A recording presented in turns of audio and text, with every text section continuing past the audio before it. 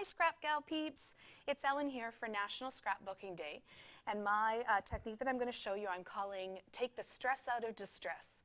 And I thought about it actually from something Tracy had said in a couple of the podcasts, as she was saying that she's got distress ink and she has no idea how to use it.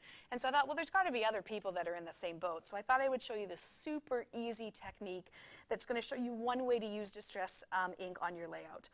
You don't need any fancy tools for this. All you need is just some cheapy white cardstock.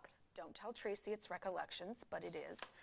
Some people will use watercolor paper when they're working with distress products, and I don't do it for something like this because I find it's pretty expensive, so I save it for cards or something where I'm using a lot of water.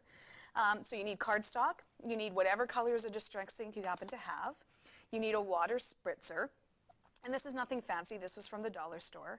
And you need some kind of rag or paper towel. So what I do is I cut up my old towels just into rags, and I just use them and wash them, so although it's stained, it is clean. But you can use paper towel, like I said, any kind of Kleenex, whatever.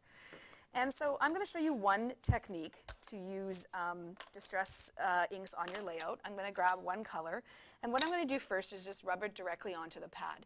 Now, if you've got a blending tool, of course you can use that. I tend not to for something like this, because when the cardstock is a little bit cheaper, you end up with those circle imprints from the pad or the rectangle. So I'm just going to do right pad to paper.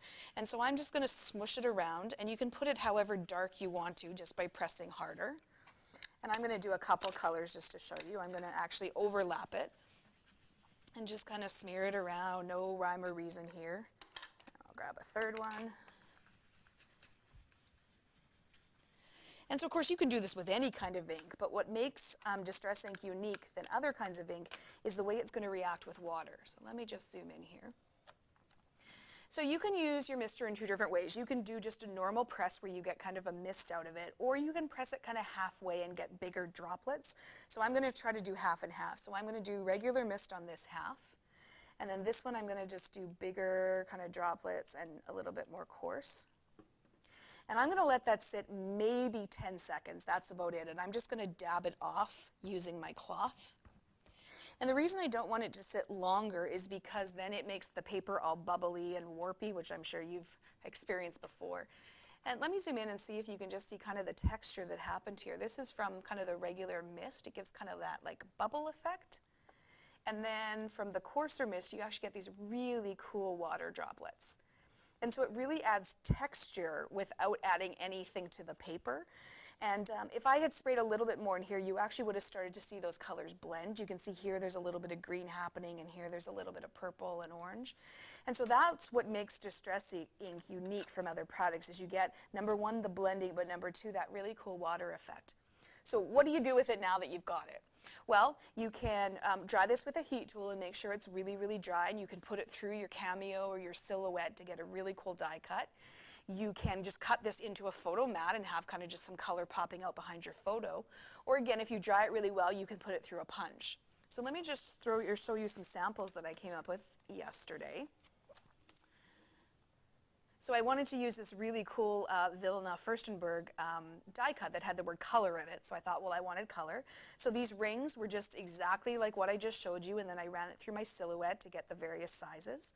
And again, you can see here that really cool watermark, and up here, and it really just adds texture here as well. And then with the leftovers from that, I just used a small heart punch that I had and just punched some hearts just to kind of add to the layout. And again, they've got that cool effect. If you don't want to do that and you want something that's kind of not as obvious, I used it here actually for this part of my title. So I wanted the word morning to kind of really stand out and pop, and you can see here it's got those really cool watermarks on it as well. So again, I just did the technique just with one color and then put that right through my Cameo just to get the wording. So my challenge to you is not necessarily to use the technique I showed you. If you want to, that's great. But my challenge is just for you to use distress any way you want on a layout. And maybe we can get some other ideas that'll help inspire people. So you can use inks like I did.